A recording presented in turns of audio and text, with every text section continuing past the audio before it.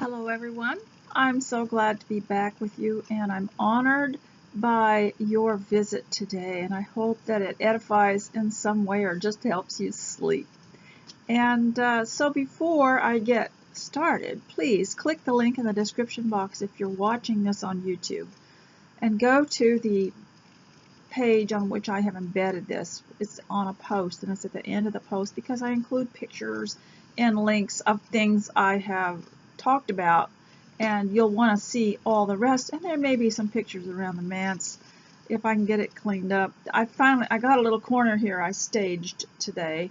Everything's staged, and we've had our summer activities going on with the descendants, and my plan was to have a Victorian boot camp. Get it? Victorian boot? Everybody in the Victorian era wore boots that I like, and I have a couple pair of them, as a matter of fact, that I got, and they're very comfortable. But in Victorian boot camp, we wanted to learn more about courtesy and refinement, and how it played a big part in how far you could get in life, how you would be accepted in certain families if you were polite and didn't break anything. And so to begin with, I want to talk a little bit about like a whole lot of things. I've been gone a while, but I've been taking notes, and I made myself a new notebook just by folding some paper in half and punching some holes in it and dividing it up and having little pockets to put my daily. I put my daily schedule in a little pocket, and then I can check it off and throw it out. And I've taken so many notes since I have last spoken with you. And I want to thank you all for encouraging me and giving me ideas. And one of the things I always tell you is to get up and get dressed, but prepare yourself, bathe yourself. It's like having if you're an artist, you will understand this. It's a nice blank canvas to work with. If you'll get bathed and get started, you feel refreshed, you feel fresh, you feel brand new. And that's so important, not to carry the previous day's mistakes with you. And if you live with a kind family, they will learn, especially if you're homeschooling girls. Don't do the remember when stuff with your kids all the time so they carry a great burden with them that they can't ever get rid of. Remember the time you made that mistake, and and don't embarrass your children by scolding them in front of other people, or doing the remember when thing, or and I've taught you to use Wives and Daughters as kind of a summer reading program if you're an adult, especially if you're vital. And one of the things I've learned by watching the first episode of Wives and Daughters, the BBC production, I noticed something that was done to Molly. Someone seemed to always be creating a narrative around her, and she was so uncomfortable with it. And it was mentioned in the book too, of how uncomfortable she was with the way people talked about her in front of her. Have you ever had people talk about you right in front of you as though you weren't there? Well, I noticed when she went to Lady Cumnor's to meet Hyacinth,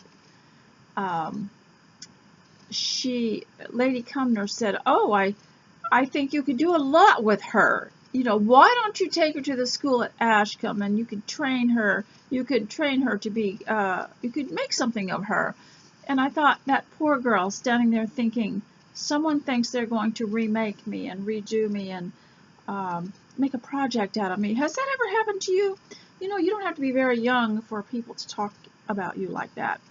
And Lady Cumnor said, you could take her to the school at Ashcombe where you teach. And Molly said right away, "Oh no, I don't want to do that because I only have a few days left alone with Papa, and then he's going to be getting married, and we'll have a different life, and it would take me away from him."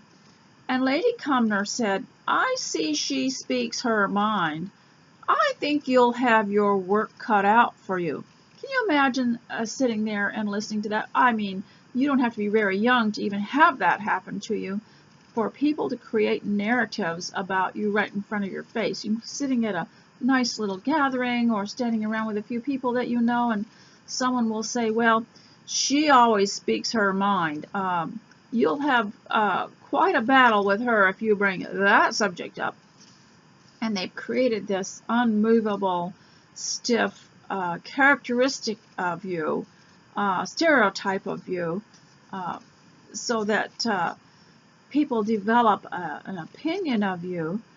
For instance, one lady told me, and it wasn't me, I'm not talking about myself, but she told me, you know, I couldn't ever seem to outlive this attitude that people had, that I was hard to get to know. And she couldn't understand where that was coming from. And she began to listen more, and she found out that one of her closest relatives, a member of her own family, if someone brought her up, she'd say, well, Mama's hard to get to know. And they had just developed this stereotype of her, and she could never live it down. She finally had to get her family together and say, look, I'm going to create my own reputation, and if people ask about me, just say, here's her number. You could text her and get to know her better, and she'd be glad to hear from you. Or you could, if they constantly say, well, Mom is real this or that, she doesn't like to leave the house, or something like that, you could say, just tell them, instead of telling them that, which seems to, sometimes what we say creates a image in people's minds that we don't intend. And when you say someone is, my sister, I haven't heard from her for a while, she's real independent. If you say something like that, sometimes in this society, this culture that we live in, that's very socialistic, they're going to think, oh, this person isn't cooperating with the program. This person is not going along with society. This person is not involved with the whole of the human race. And so we have to be careful what we say, and sometimes you have to correct these people. But I felt so sorry for Molly, because she was standing there in this scene listening to Lady Cumnor say, I see she speaks her mind, and you'll have your work cut out for you. And Molly must have just been shrinking, wanting to fall through the floor. I'm sure you've all had that said about you, even if you're a very quiet, shy person. Everybody is an amateur therapist. Everybody is willing to analyze you for free. So I'm going to start out by saying that if you're going to begin your day today, you can just go about working while you listen to me, and I hope that it edifies. Edify means to build up and to improve the mind, and I'm always looking for ways to do that for myself. And I've been gone for several weeks, so I'm not even used to talking. I've cut down on my talking because I'm trying to save my voice for you. But I've been taking a lot of notes. And so let's go back to appearance and getting ready for your wonderful life at home. Now, one of the things we have to watch out for, if you have worked outside the home, is that they have a schedule for you, and you follow it, and then you take your break when you're supposed to take it, and then you get home. And the first couple of weeks, you might be just kind of lacking in motivation and not thinking that you're living up to your full potential.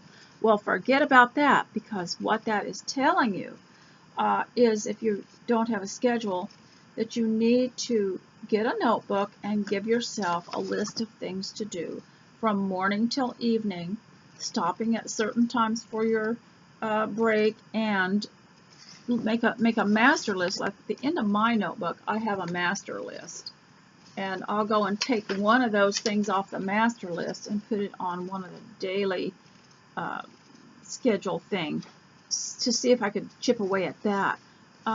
Is that you have to have, since you don't have other people or a corporation controlling you, controlling when you get up. You know, if you send your kids to public school, they're controlling you because they're telling you what time you have to get up, what time you have to do this, when you take your vacation. But when you're homeschooling, or even if you're homeschooling just yourself, you're going to have to learn a concept which the scriptures speak of called self-control. So you have to have self-control and self-motivation and you have to be, start your own engine, and it starts, in my opinion, with a list. You have to focus on that list. What do you, not only the things you have to do, like, clean the kitchen and get the laundry done, but somewhere in your little notebook, list things you'd like to accomplish as far as things that aren't housework, like something you'd like to write, something you'd like to paint, something you'd like to design, something you would like to do in your house, a skill you would like to learn, even if it's a language, even if it's learning to make a speech. You can learn all these things, at home and online and with books, and or maybe something you want to learn to do that you don't normally, maybe play an instrument, maybe learn to sing, things that you'd like to do. My daughter, I went to visit her a couple of years ago, and she had made me, she's into the mini journals, and she had made me a journal out of all these marvelous scrapbook papers, really nice fine papers and cardstock. And in that journal there were pockets, and then daily you could write down what we did that day. And she had a schedule up on her refrigerator of things we were going to do while I was there, and they included things like go for a walk down one of the roads nearby, and go visit some of the local shops, and crafts and art and singing and things we like to do together. And so she made me this little notebook, and it had all these flaps in it that you open up and turn down, and you can put I like to make these little notebooks, the little ones, because when the kids come, I can put little pockets in there, and we can go for a walk and pick up a feather and put that in and put the date, and just make a little diary, a little tiny smash journal or mini journal or junk journal. And if you are homeschooling, I'd really suggest you get your children, boys and girls, involved in junk journaling, smash journaling, mini journaling with natural things or more refined things, and make a record of a day's activities or something like that, and get them involved in this, because it's very absorbing, very good for the mind, very good for them, and you could get involved in it too and teach them how to do it so that they are able to start their own projects and be self-motivated. Now we have a heat wave here, and it always happens after harvest. It just gets hotter, and I wanted to show you an old-fashioned, and you've seen this before, kids. This is called a bandana here. You get these at Walmart for about $1, or the Hobby Lobby for about the same, or maybe just a little bit more.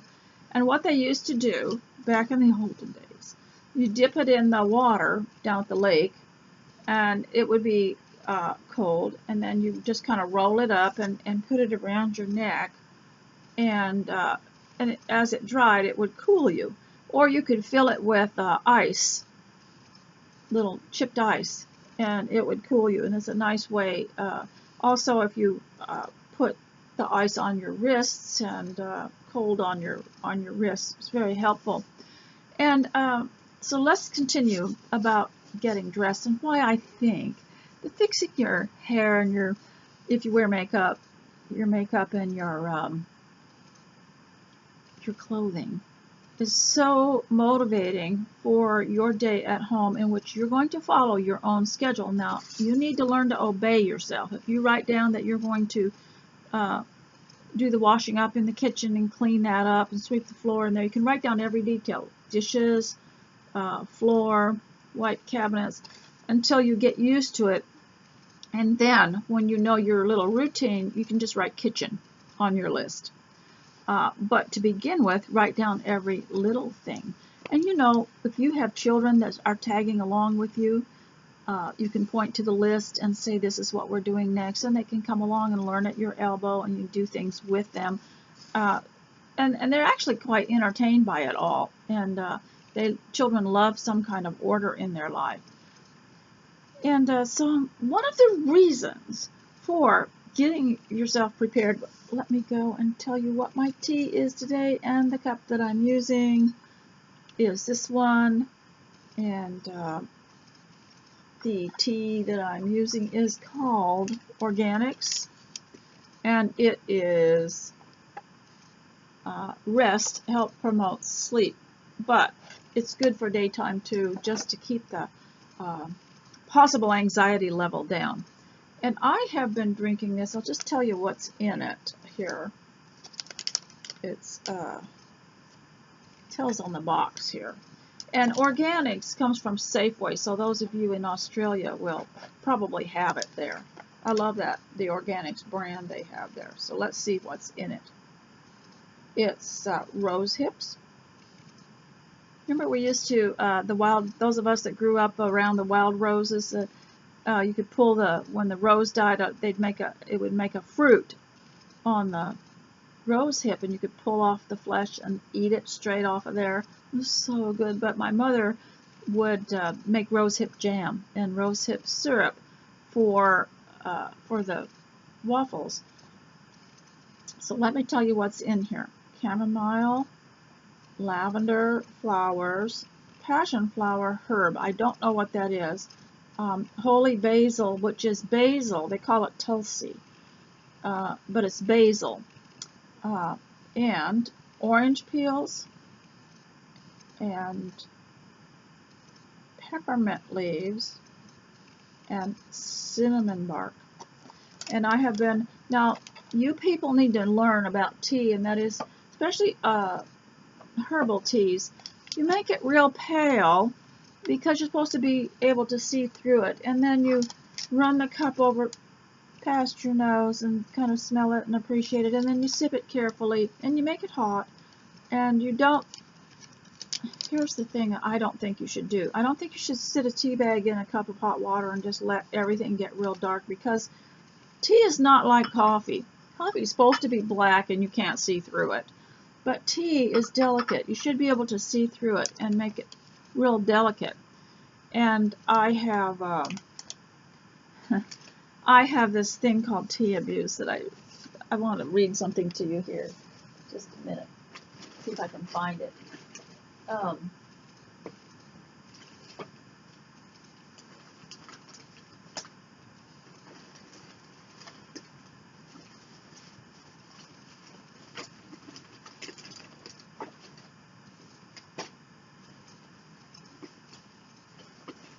You can get something done while you're waiting for me to find this thing.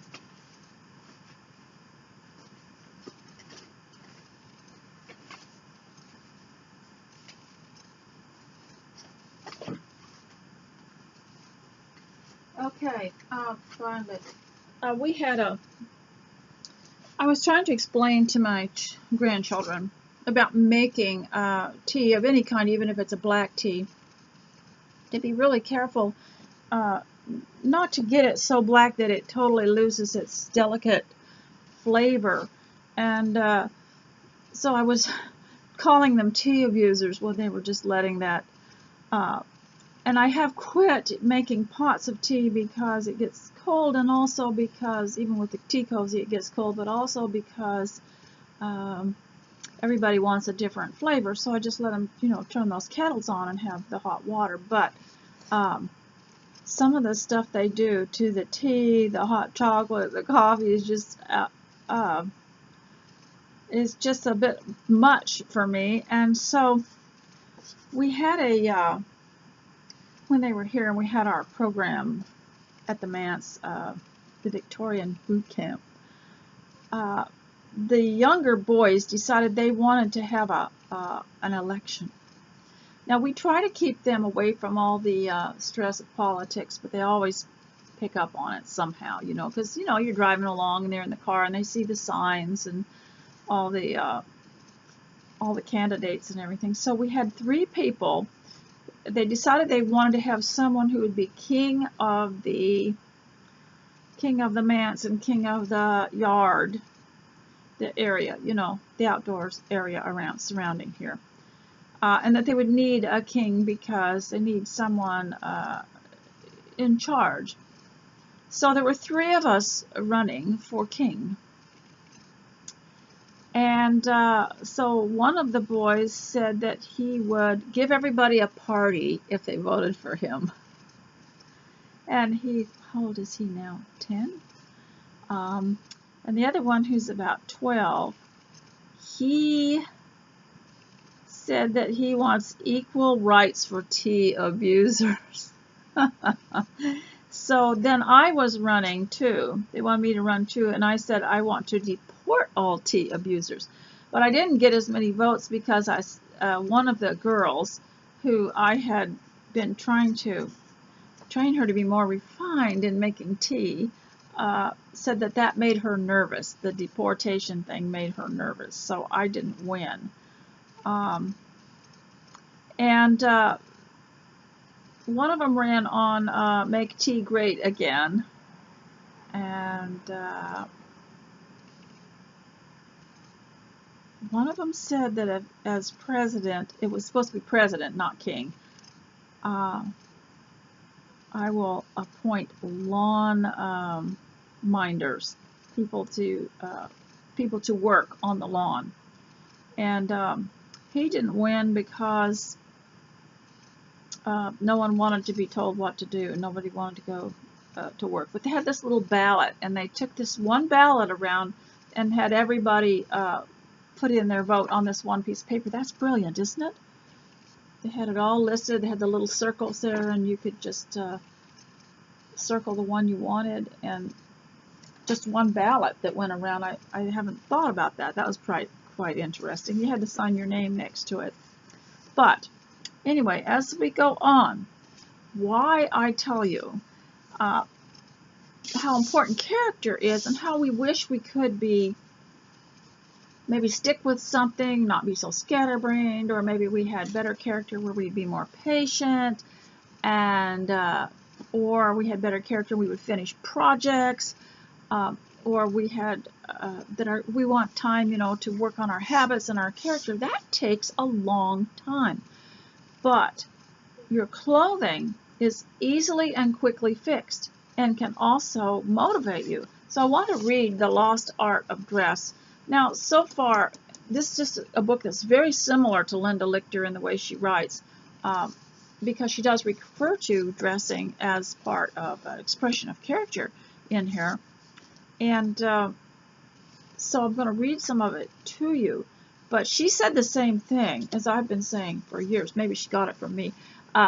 She said that some of they call them dress doctors, or people who helped women analyze how they dressed, that dressing well, while you may not be able to improve your character right away, that dressing as though you did have good character certainly did help. And I want to talk about character because I believe that most of our problems are a result of our character, and this book has some interesting things to say about it. So I'm going to read a little bit to you while you get dressed. And they said that in some respects, dressing well was a way of expressing your love and your respect for other people. And I know, you know, we go into the grocery store and nobody's dressed up, and you feel rather like a misfit in some of the things that you wear. And I've always thought, well, if you felt uncomfortable in dressing in a pretty dress, if you just felt you just didn't feel relaxed in it, you could always put with it a denim jacket. Always, everybody feels safe in that, or some other little cover or top, so it wouldn't feel all completely strange to you if you're not used to it. And the best thing to do is, if you have children at home, is get your daughters and sons used to dressing up, even for the grocery store. So for homeschooling, we had them dress up every day. button-down shirts are clean, everything clean and pressed. And you know, for the boys, the shirts and even the t-shirts had a little crease in the arm because they learned to iron. We taught the boys how to iron their clothes, put the crease in their pants. I don't know if they're doing that anymore. That's not the style anymore, but it was important to them. And their hair was combed, and they were ready to come to face their day.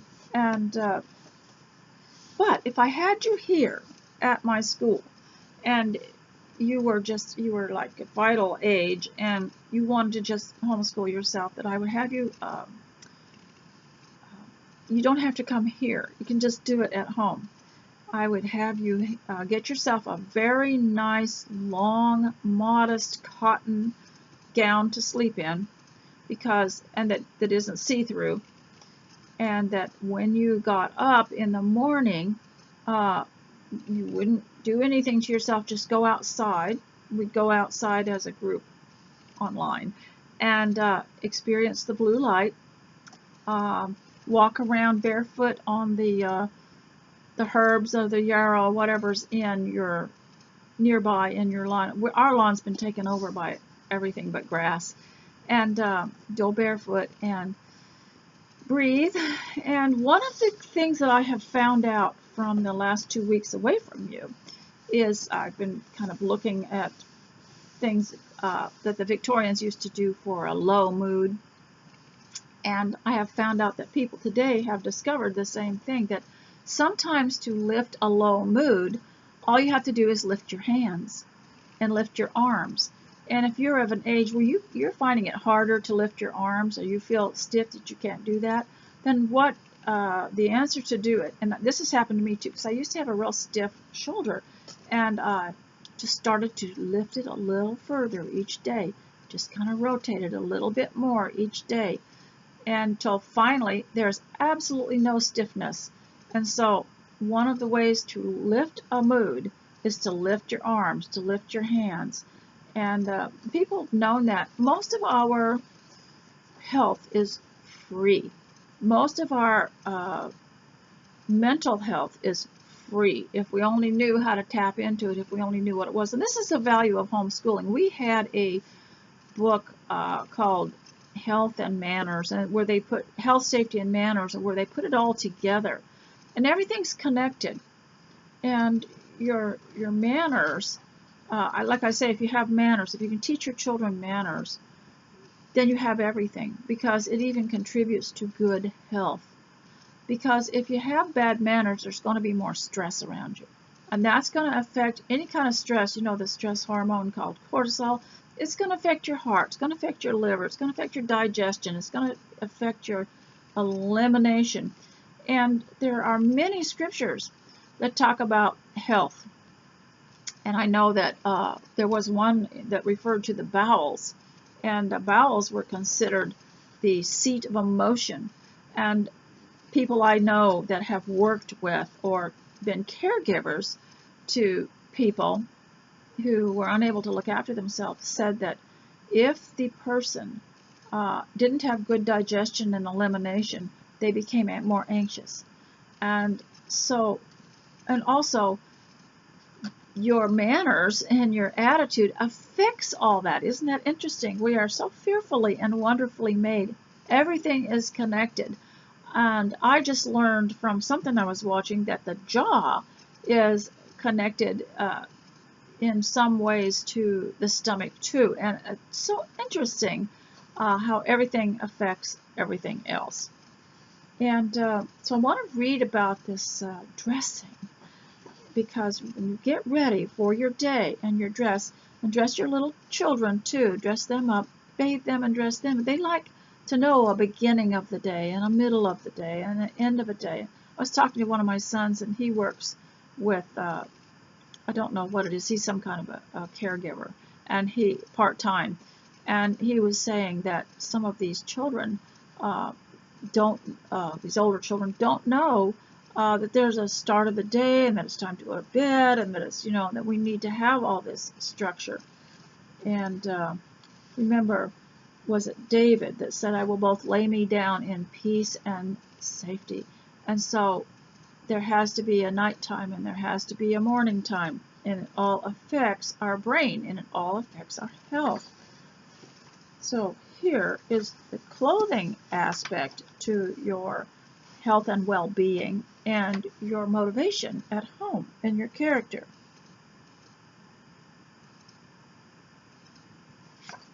And here it is. Clothing is a means of expressing your love of beauty and of life. Yes, what do you feel like doing today? Is it pink? Is it red? Is it blue? What kind of a day does it feel like? And that's one of the beauties of being a sewist, is I love fabric and I'll have a feeling for it. I'll say this just feels like one of those peach colored days, and I'll want to find a peach teacup or a dress that's like it, and or if I'm sewing, if I'm in a sewing mood, I'm in the mood for something to sew that I can wear on a certain day, and it has to, I'm feeling it right now. I'm feeling the color, I'm feeling the print.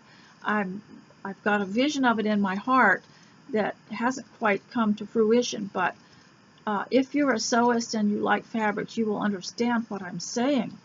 And every color and every style has a mood to it.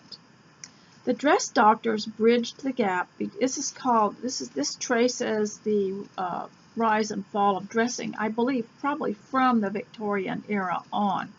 And it's interesting to notice, if you watch some old Victorian films on YouTube, where they have restored films of people walking on the streets in San Francisco or New York or Paris or London, you'll see these people are covered.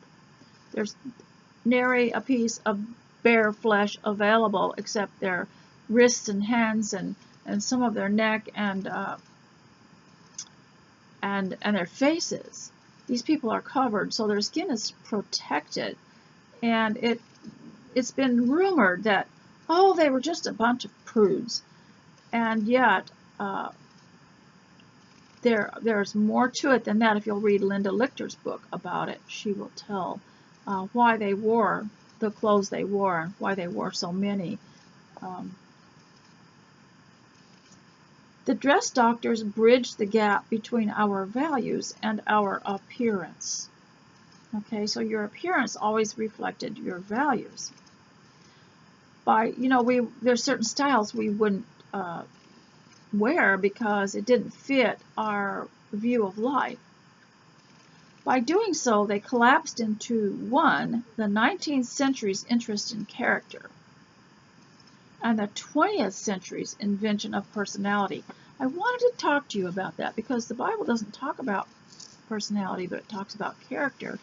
And personality are these shallow things, like if you're excitable, or you prefer certain colors, or you're a quiet person, or something like that.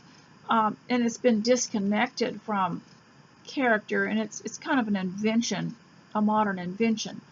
And you can change your personality and you can change your character, but I always was questioning this idea of personality, because when people get into this personality thing, they start to label other people.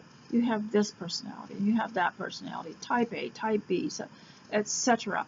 But the scriptures talk about character, goodness, and love, and peace, and the fruit of the Spirit, and honor, and dignity, and nobility, character of nobility.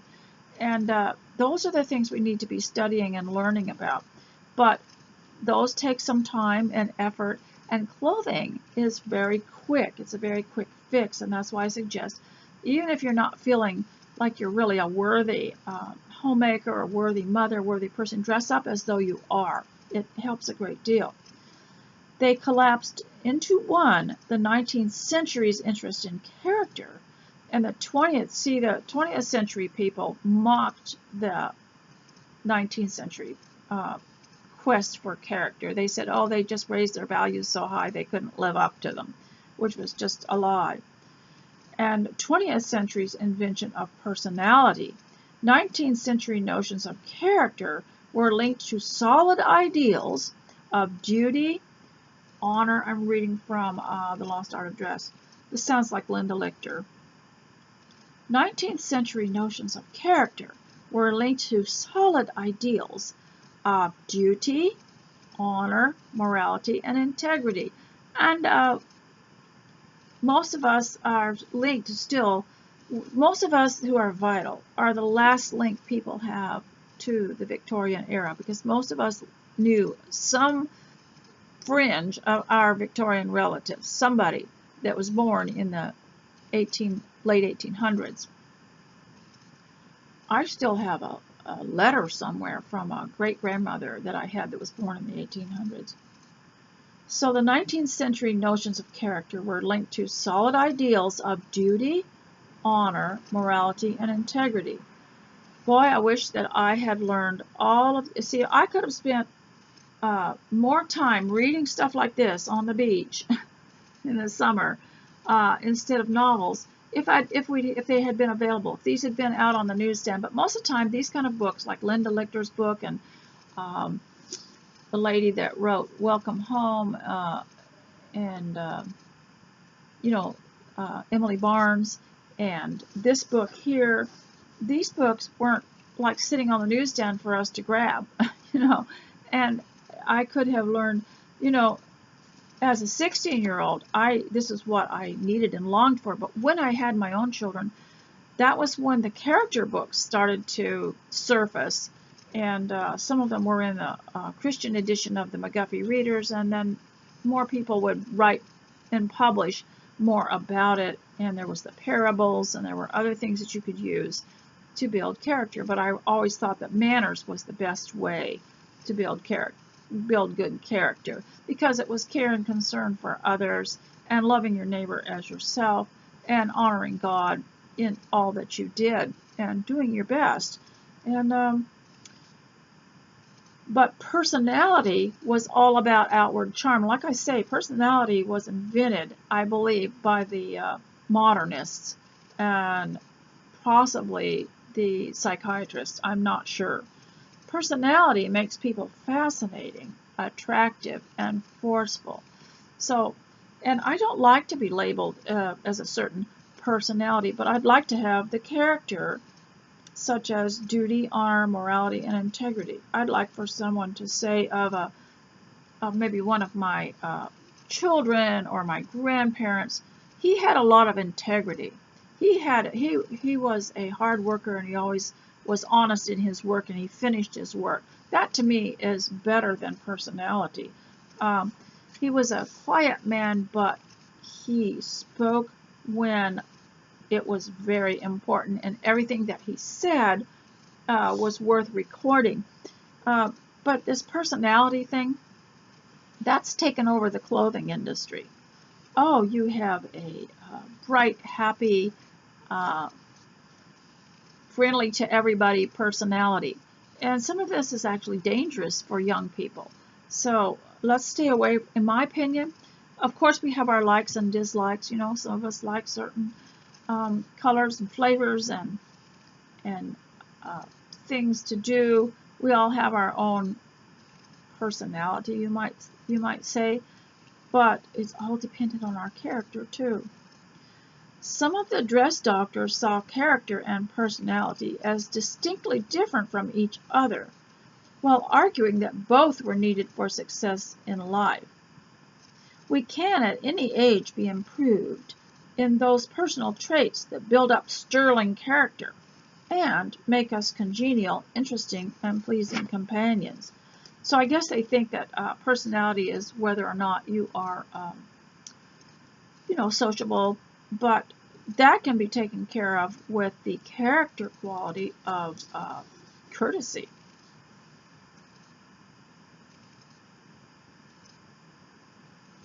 Mary Brooks Pickens wrote, and this is the way I have always thought, our clothes, like our faces, tell what we are. And that's what I always said. If you're dressed and everything is pretty much covered, people are going to look at your face. They're going to look at your eyes. They're not going to be looking at your feet or your legs. And this is where we teach and minister and influence from, is our voice and our gestures and our faces and our eyes, our expressions. And so that's why clothing is so important. And in this book so far, I have not come across yet any discussion so far of the length of clothing, and I have a strong objection to showing off bare legs. I don't care if you wear knee-length dresses. Who changed the rules that women and men were supposed to show their flesh and their legs? I don't understand that. Who made the standard knee length? And how come we can't wear long dresses like the Victorian did and cover up our legs? And especially as we get more vital, you get flaws, varicose veins, you get cellulite, you get all kinds of things, and the public doesn't really need to see that. And if jeans, I'd rather see a lady in jeans than in a knee-length dress, especially as they become more of a vital age, because they'll cover up all that. And clothing is also made to disguise us, to disguise some of the flaws and unwanted pounds. And so if you're wearing jeans, they're actually probably going to cover more. And as far as dresses goes, we're able to wear them as long as we want. If we don't mind, if you can ignore the stairs. I don't mean the stairs, but I have to write that one down. I write little newsletters for my grandchildren that are homeschooled, and I like the look-alike and sound-alike words. And so in these little letters that I send them, I teach them, give them a little lesson, a little homeschool lesson. And that's a good one there. One of the things that I learned from watching videos years ago of someone who had learned English who was Russian, and she was doing videos on some of the peculiarities of English, especially in America. And she was using these words like used, like I used car, or I used this cup, or something like that.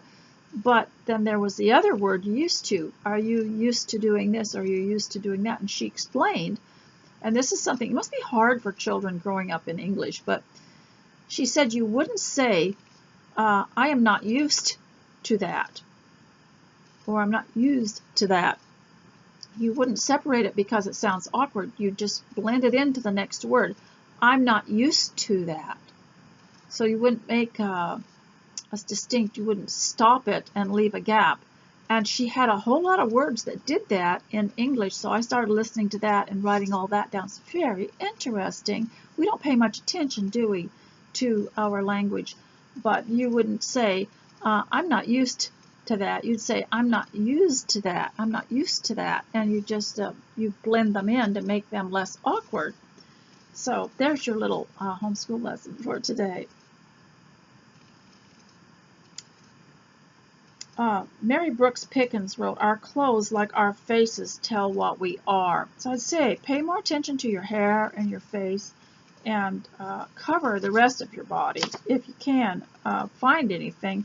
Now I sew, so I can just do what I want. They tell us, the clothing, our taste, our appreciation of the beautiful, our self-restraint, our excessive modesty, naturalness, or boldness, our characters, in fact. Now, isn't that interesting? And I like the way this sentence, you could teach a lesson from this sentence. The subject is, our clothes, like our faces, tell us what we are. They tell us they tell our taste, our appreciation, etc. So you have the antecedent here, which is the original subject, our clothes, like our faces, tell what we are. And then it says they, who? The clothes. They tell our taste, our appreciation of the beautiful, our self-restraint, excessive modesty, naturalness, or boldness, our characters, in fact. Now, there are some people that just cannot understand the previous sentence or the antecedent you look at it like an aunt, like a relative. And anytime something says they tell us this or you've got to look back to who they're talking about. Our clothes, like our faces, tell what we are. They tell us our taste, our appreciation of the beautiful.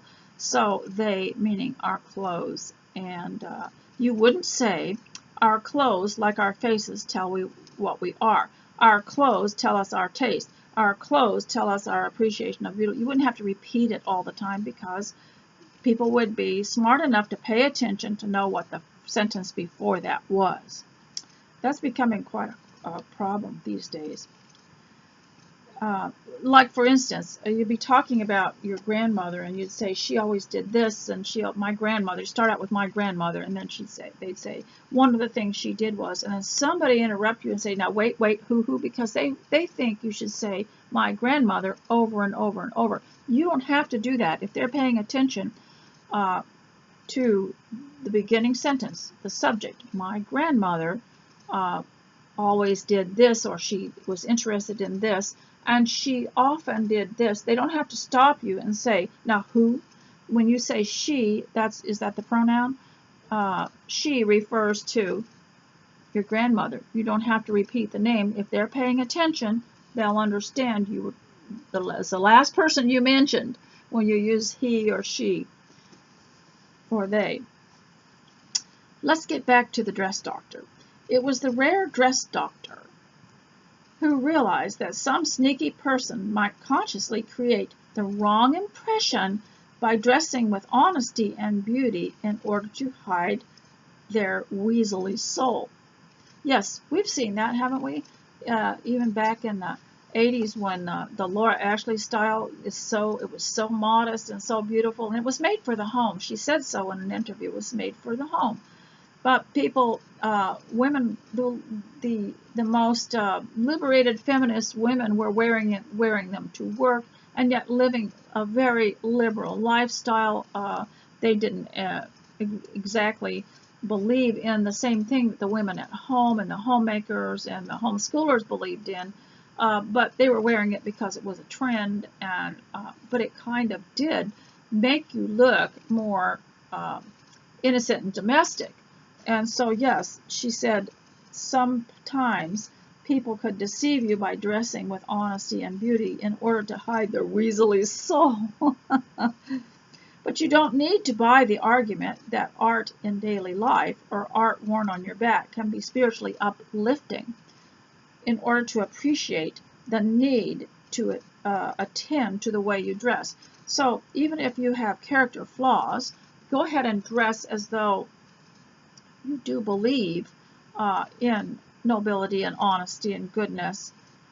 If you still think that anything having to do with dress is superficial, see, there are some people that think dressing is just superficial and why dress up for the home. But you know, if you've got children around, you're an influence on them. They're going to be influenced by your freshness, the crispness of your clothing and the beauty of your clothing. They're going to be hanging on to your skirt or your apron, and they're going to notice it. And I've known of people who saved a little piece of their grandmother's apron or something that was familiar and put it in the scrapbook because it gave them comfort. You do not know the good you can do by dressing well. And my husband, Mr. S., told me in the beginning when he first met me, if you will wear dresses, I will make sure you have a closet full of them. And at first, you know, he tried to do that, but I said, just get me a sewing machine and we'll take care of that. So yes, and he lived up to that promise. If I would not go around in the stuff, now I did have jeans occasionally, and I still do. I love denim, so I have denim skirts and denim things. Let me continue with this. If you still think that anything having to do with dress is superficial, let's just admit we live in a superficial world. And this is important. You know, as Christians, we know that we are supposed to be focusing on spiritual things. But God put us in a physical world, and we're just to use all these material things to His glory and to help to help build our character and to help our children on their way to know Jesus. And so, if you still think that anything having to do with dress is superficial, let's just admit that we live in a superficial world and heed the words of Jane Lowen, the millinery instructor.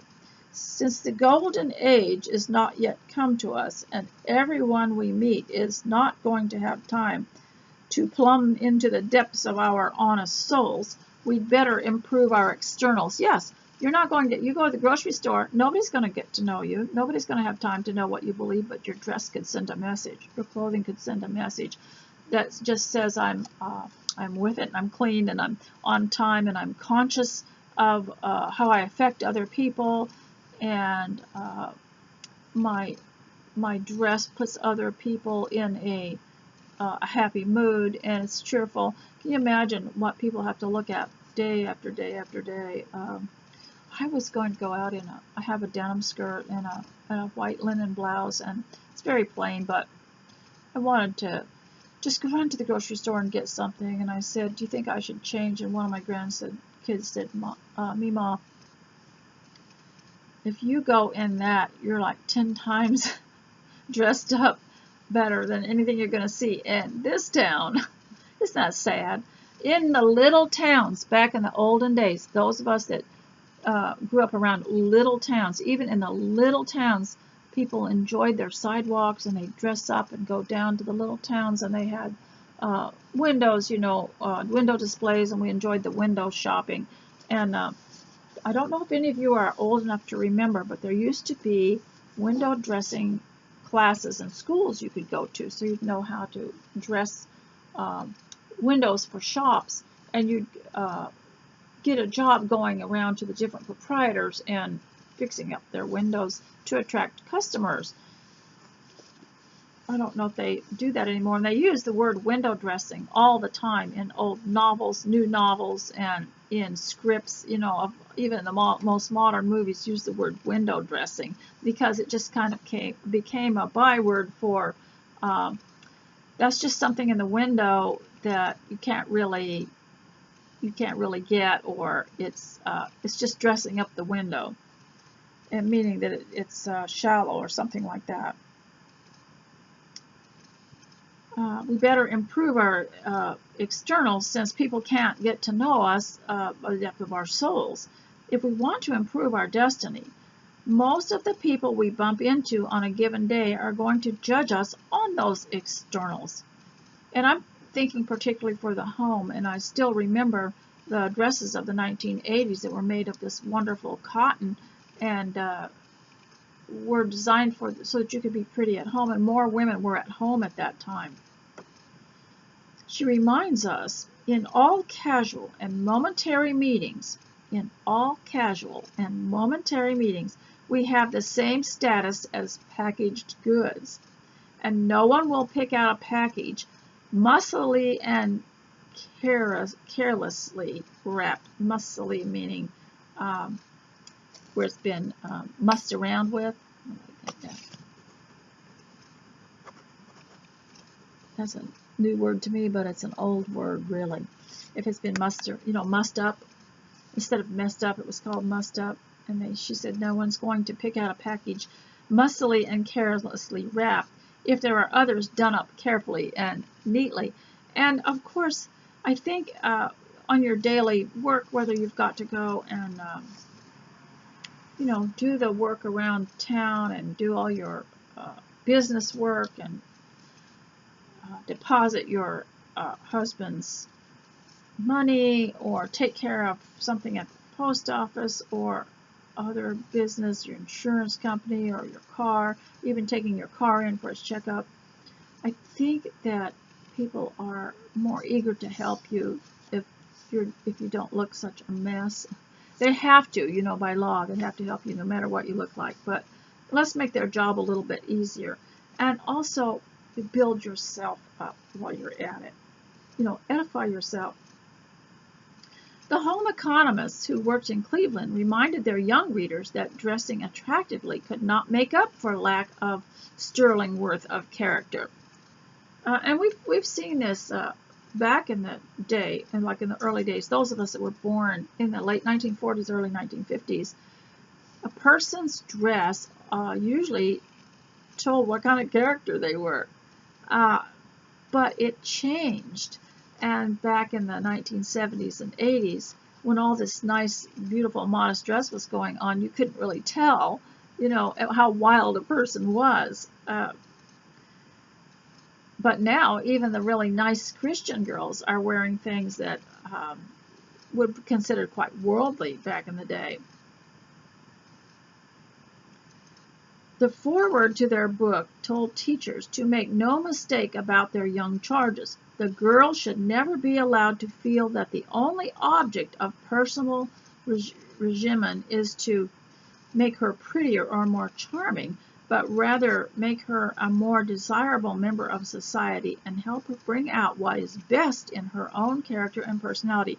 Apply this to the home, that we're not getting our children dressed up every day just so they'll be prettier or more charming, but rather more pleasing to be around. They'll smell better. They'll smell fresher if they've had a shower and put on clean clothes.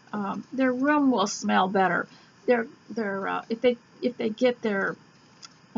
they're clean, their bedding will smell better. Their pillowcase will smell better if they wash their hair. But rather to make her a more desirable member of society. Well, a more desirable member of the home, of course we love them, no matter what. But for them to edify others and to have courtesy. It's courtesy to dress up and look nice and to be clean. To bring out that which is best in her own character and personality. We shouldn't really separate character from personality. It's probably the same thing, but the personality thing was invented. The last thing students read in their 1935 workbook, co-authored by Mabel Trilling and Florence Williams, was the cautionary tale of Alberta, whose obsessive interest in clothing interfered with happy and successful living. Alberta spent her time window shopping, leafing through fashion magazines, watching movies to see what the actresses wore, and planning her wardrobe. She never read a book, played sports, listened to music, and she only cared for parties if she had just the right clothes. And nothing seems to satisfy her craving for new clothes. And so the way we remedy that is to make sure when we get dressed up, we feel formal enough that if we put on an impromptu tea party in our home, we don't have to go change our clothes. If we have to go to the store, we don't have to change our clothes. And that's one reason I like the full-length dress where the blouse is connected to the skirt, is because it's so easy to pick it out, to choose. And I'll just put a jacket over it, and I don't have to change. I just have to take my apron off. I don't have to change if I have to go somewhere if someone's here.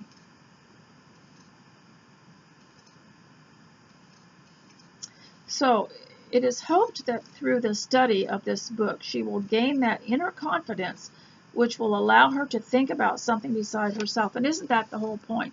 To give us enough confidence in the way that we dress that we don't have to be conscious of it. We don't have to be self-conscious about it, just comfortable. And that's why I like the cottons and the linens and the wools and silks, because they're so comfortable and they don't aggravate your skin so much. To see herself in relation to her family. If she stopped dressing well, they would have been disappointed in her. Yeah, it always is disappointing, isn't it? We used to have that saying, look what the cat dragged in. When people let down, they known for really caring what they look like and being careful about dressing, and they show up one time looking awful. And I still think that a lot of you could probably remember, a lot of you of a vital age could probably remember the first shock you ever had. You might have been in your 20s or 30s when you got invited to something, whether it was a wedding, shower, or baby shower, or some kind of anniversary party, and the younger set came in their baseball, basketball, football clothing, just straight out of practice, and didn't bother, and they got those habits from the colleges because their schedules are so tight, and they're always in a hurry, and they dash from one thing to another, so they don't have time, to take a shower and change their clothes. And it could be in 3 days they don't get a shower and change their clothes. That's how rigid some of these schedules are. And of course, then they bring this up. It trickles down from the colleges to the home, and sometimes parents who had nice homeschool children that had nice habits were told when they got to college or to work that they were too concerned about it, and just relax, don't worry about it, don't worry about having clean clothes and stuff. And the parents find they have to retrain them again. So here's the assignment at the end of this chapter, and the name of this chapter was The Aftermath of Age and Size. I didn't read that part too because I like the bottom, but here is on the end of each chapter is a little assignment. I like that. And if there hadn't been, I would have stuck a piece of blank paper in it and written an assignment at the end of every chapter. That's how I make my workbooks for myself and for others. Even reading Wives and Daughters, I'll stick a little piece of paper at the end of every chapter and write down some observations and things to practice. Practice the art of dress. You may be self-conscious because you are far better dressed than other people, but it may inspire them. That's right. I wouldn't suggest, people have made fun, they come to a class and learn how to dress better, and so they want to mock the teacher, so they wear some really fancy thing that they wore as a bridesmaid or something, and come and it's very awkward and uncomfortable, and it doesn't fit in. We're just talking about cottons, and I have noticed more and more at the discount stores, the reject shops and stuff, there's more cotton in clothing. And even the Dollar Tree has really 100% cotton t-shirts, and sometimes I'll get a big batch of other kinds of shirts. Mark your day by the pleasures of dress. Change in some small way for dinner. Now that's interesting, isn't it? And children always go through a stage where when they learn to dress themselves, they'll go through a stage where they change 3 or 4 times a day just because they can. Because it feels different. Everything feels different. Own something comfortable and beautiful to wear at the end of a hard day's work. Less is more. So long as you value beauty over novelty, 5 outfits is all you need for work. But I would say probably for homemaking, you want 5 things you can wear during the week, and then something to wear on Sunday if you go to church. And also, is the seasons in some countries, the seasons are going to change. So you're going to, here we need something for fall and spring, and something for winter and summer, and in between. So while you may have 5 dresses for the summer, then in a few months you're going to need 5 more for the autumn. And so that's just the way it is. Dress for the people you love. Yes, the people who love you will forgive those torn clothes, but don't ask them to if you can help it. Yes, they're all very forgiving. We're living under grace at home, aren't we? We're all very forgiving, but don't put your mother to the test. Don't throw on something awful and look at her look of disappointment after you've taught her so much, been out with her, and she's bought you, shown you how to find nice clothes. And don't put her to the test. I love this. Dress for the people you love. Yes, the people who love you will forgive those torn clothes, but don't ask them to if you can help it. And speaking of clothing and torn and mending and stuff, back in the day, our mothers went to a great deal of trouble to patch the elbows and the knees of the boys' jeans and their shirts, and taught us how to sew a little patch on something, or how to take a thread and mend a seam and that sort of thing. Well, it was about a decade later we started to see in the catalogs jeans and shirts that already had a patch sewn on them. So see, they are learning from us and from the home. People observe what we are actually doing and what we're actually wearing, and we'd be surprised what an influence we really have. Balance concealment and revealment. Flesh exposed all the time has far less effects than when covered and for a privileged few. People who receive privileges should be only the privileged people gets to see most of your flesh, and so you don't expose it in a party, you don't expose it in public. And I'm of the opinion now, I'm just kind of growing into this, that even a knee-length dress to me is not proper, and it's not because you're only going to be young so long, and after a while showing your calves and showing your legs is not going to be so pretty.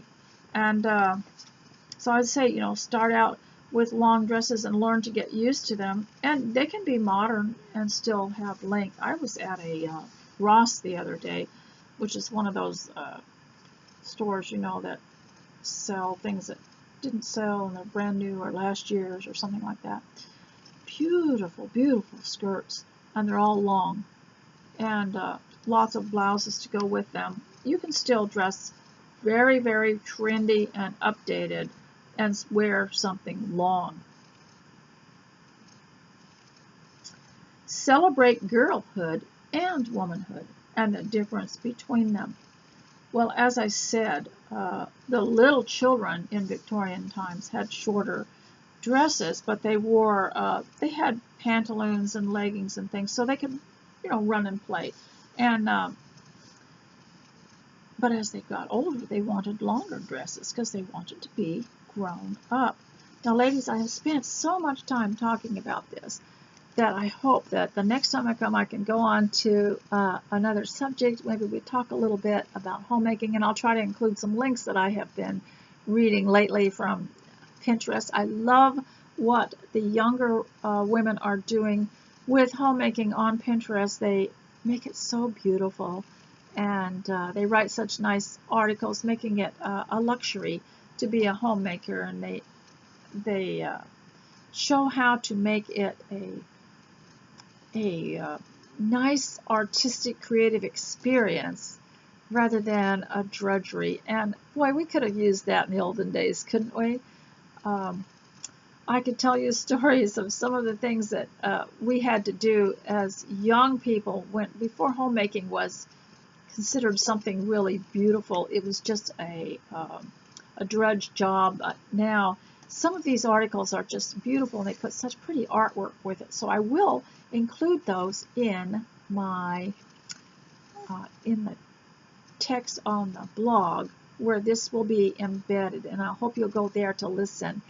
And so I want to thank you for all you do for me. Thank you those of you who send contributions, and I appreciate you so much. And I hope to see you again. I always hope to be here sooner rather than later. So until I see you again, stay close to Christ. Goodbye.